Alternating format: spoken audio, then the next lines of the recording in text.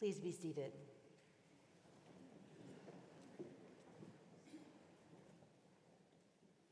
It is so good to be here with you today. This is, of course, the first Sunday of Lent as we got to wind our way around this sanctuary, wrapping our space and our lives in prayer and penitence. And I think we confess every single thing possible then, and I absolutely love it. It's like a spiritual bath. Today is also our annual meeting. And so what I'm doing now is I'm giving you part of my presentation in the form of a sermon, my report to you. And then later in our annual meeting, I will take time to thank individuals and celebrate some parts of our common ministry. You know, it's been just over a year that I joined you. And back in the sanctuary, it was in the vesting room, it was sort of fun to tell Jonathan, oh, right, we're just going to do it like we did it last year. Yes, it was really easy. He didn't have to spend a lot of time explaining everything to me. I'm sure he was grateful for that. Walking together with you through this last year, I have heard your story. I've heard your story through learning and preaching and teaching, during funerals, preparing for baptisms, weddings, at concerts and festivals, in many, many pastoral conversations. I've gathered insights for us to consider. These are my thoughts, and mine alone, based on your stories, based on what I've heard and what I've observed. It is not the final word or the only word, of course. It is my hope that this reflection will give us a chance to name things that might need attention, both as a parish and in our own lives, and to frame up some complex dynamics that might lead us to greater understanding. So back a year ago, when our paths converged in January of 2022, both my life and the life of All Saints Parish had been through quite a rough couple of years. I was finishing a time of reflection and letting go. Our home nest was emptying. It was emptying as COVID ended and lifted and our daughters left for their adult lives. Many of you know the great depth of psychological trauma that imbues. Looking at you, Karen.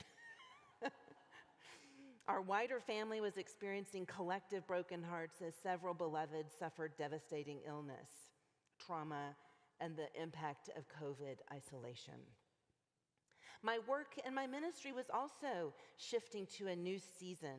I stood in between, letting go of my work with the bishop's office in Northern California, where I had the great joy of ministering with Bishop Barry Beisner for 7 years as his canon to the ordinary. I managed transitions and clergy deployment, conflicts and congregational development training, but it was a new season. And I was doing my own deep and difficult inner work of integrating different parts of my life. I began to realize that I wanted to preach and serve a congregation, explore my passion for color and design, and launch a new chapter of my life with a congregation that needed what I had to offer. Here, at All Saints, you are also letting go of one season and stepping into an unknown path.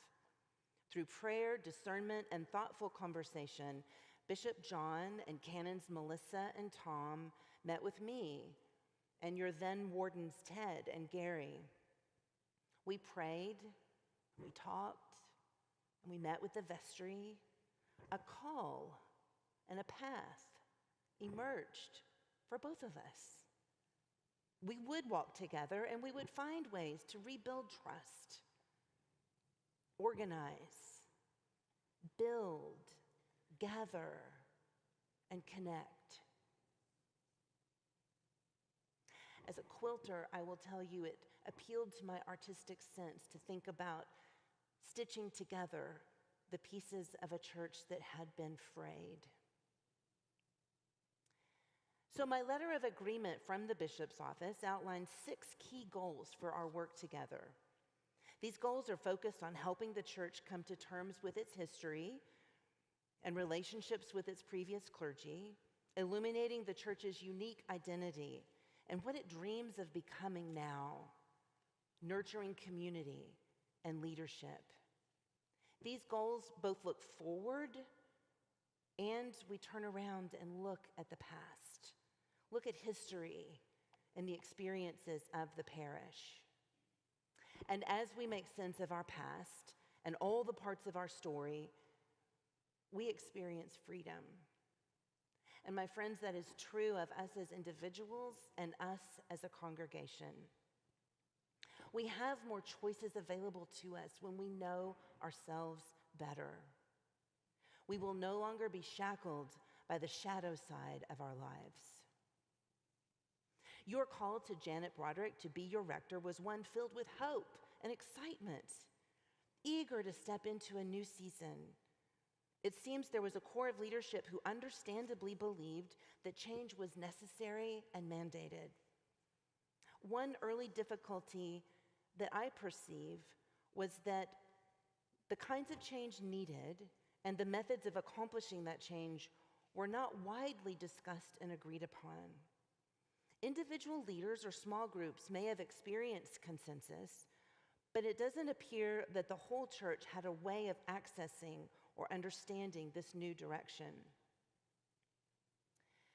Sometimes we institute change systematically and carefully, taking time to know one another and building trust and relationship before running down a new road quickly. Sometimes we move boldly, moving fast with excitement and energy and applause. Both ways are good and needed in their own time and place. But have you ever been in a loaded car that hits a speed bump too fast? The cargo and people can get upset and crash into each other. Luggage and containers shift dramatically. People spill their lattes. Snacks go everywhere. The dog maybe has flown into the front seat. The driver then does need to pull over, adjust things, clean up, repack, check the map, and maybe drive more slowly if the road is rough. My assessment from listening around this issue is that while many parishioners believed that they had clarity about what was needed, the wider parish lacked great clarity as a whole about what changes you longed for. There seemed to have been a block preventing you from identifying what was not going well and what a new leader needed to do to drive change forward. This difference in perception hid some buried fault lines. There were, and I think still are, issues around how All Saints understands diversity and inclusion, naming the fracture lines in this church: racial, gender, political, economic, generational.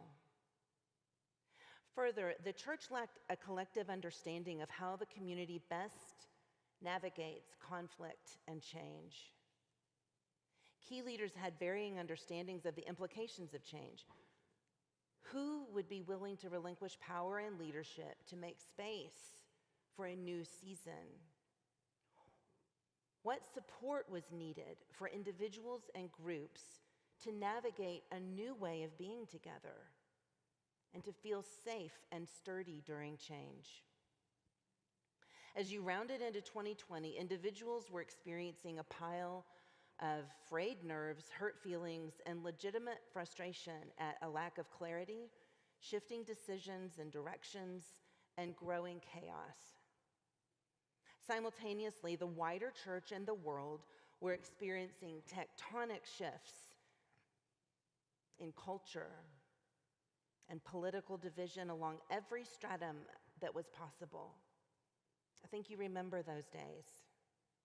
And then on top of that, as your fault lines here were erupting, a virus stalked the planet, devastating us and making our conflicts more difficult to navigate. An analysis at the most basic level is that the call with Janet was a mismatch. There were too many personal and leadership hurdles to overcome for it to work. While the leadership style and direction were well suited for some, it was deeply painful and disruptive to others. And this part is really important. There was no established mechanism or lived practice among the congregation to bridge that disconnect. That muscle wasn't ready to work. Ultimately, the time, capacity, skill, and trust needed to navigate the growing division amongst you and with your rector simply wasn't available to you collectively. Now, it is also very clear that each member of this congregation did the very best that you could. That is abundantly clear. Yet, as we have just chanted in this great litany, we are broken people. Churches are collections of broken people. And sometimes our broken efforts are incapable of holding the breach. This happens for us in churches, in families, and in other relationships. The center falls. Relationships end, and people get hurt. And right then, at this crossroads for you, the restrictions and strain and pressures of COVID made it quite difficult, if not impossible, to listen deeply to one another and see in real time the impact one's actions had on others. And I'm talking about all of us during COVID. That was one of the most painful parts of it, is that we became isolated from each other. And how your rector navigated her own illness and the impact of her leadership in the midst of that was a deep wound for many people in this congregation. And how members of the congregation managed their own disappointment, anger, and pain was a deep wound for many in the congregation. The restrictions of the pandemic made it difficult to have face-to-face, unmasked, nuanced congregations. So your best efforts were compromised. We're in the season of Lent, the season of repentance and reconciliation. Reconciliation requires listening carefully with nuance to generate empathy, apology, story, and both amendment of life and restored trust. This happens over time. It doesn't happen with one action or one conversation. Now, as we look back over this hard time, some feel justified in their actions. Rightly so. We were doing the best we could in a really hard time. At the same time, when we feel justified in our actions, it can be helpful and needed to recognize the impact that those actions have and continue to have on others. Both of these things can be true. That you make a difficult choice that you genuinely feel is correct given all of the variables of a time, and recognize and reconcile with others whom that choice impacts painfully. For some in the congregation and many of us around the globe during the pandemic, our best effort was making it to the next day. A person who was yelling or shunning or promoting chaos or making accusations or holding up hard truths may not know how those things landed or how devastating they were to others around. And this may be our collective wound, our critical collective wound. How to make amends and bridge the gap of action, impact, survival, and move towards healing and wholeness and new life. So as I arrived in January and we began to regather after that Omicron spike in 2022, I wanted to meet you where you were, to build trust and relationships and stability amidst what felt like emotional chaos and organizational disarray. Ordering our common life so we could gain clarity about the past. Now, some may not want to look back, but I will tell you that it is so true that this exploration liberates us from the past. And when we know ourselves, we are freed from unconscious motivations. We are freed from our shadow side, not by denying it, but instead by engaging it, shining a light and acknowledging the great power that we have, both to hurt and to heal, to break down and to bind together. The leadership team and staff that are in place are superb, and we are gaining experience together as we launch more programs and expand the parish life together. So many of you have generously offered your time and expertise. So many have done the hard work of self-reflection, amends, and repair. You were patient and kind as I found my footing here and gently started my journey with you. I have made difficult decisions when needed. Moving at times too fast for some of you and not fast enough for others, and rarely at just the right pace. I have met with many of you who needed time with me. I'm still here for that. The power of your priest saying to you, it's going to be okay. Yes, it was hard. You deserved better. We're going to make it together. That is a beautiful thing indeed. Early on, it became clear that we heal by moving forward and serving the world together side by side. A wise one of you said, it's hard to be mad when you're making sandwiches for somebody who's hungry, and I firmly believe that that is true. We cannot stop the church from rolling forward, and we must keep moving forward and restart the things that feed us and others deliberately and carefully with trust. A great deal of my initial work was to excavate and find the solid foundation of All Saints Episcopal Church in Beverly Hills. This church is built on the solid rock that is Jesus Christ, the one who lived and preached and reached out his hands in healing and love. He who called for a reorienting of our lives to live in the power of the Holy Spirit, honestly acknowledging our failures and engaging our shadow in order to turn to him and live. This church is full of deeply faithful Christians, believers who have a mature faith, grounded in scriptures and study, disciplined worship and service, care for one another and the world around us.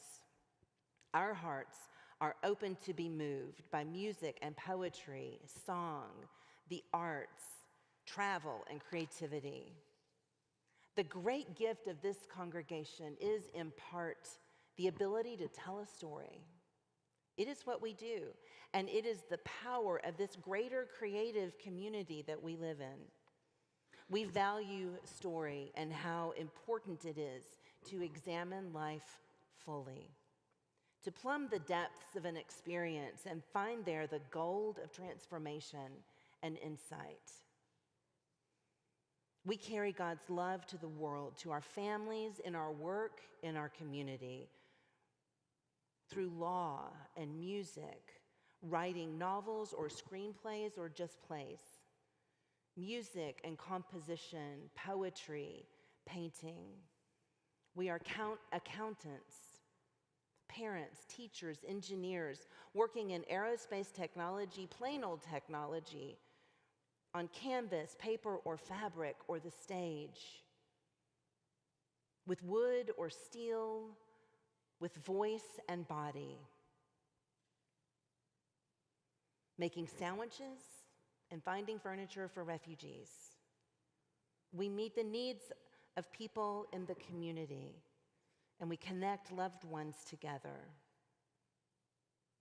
praying and centering our lives on Christ and showing up time and time again to sit at a table together, sharing a meal and conversation. This is our strength. This is our power. And this is our time to heal.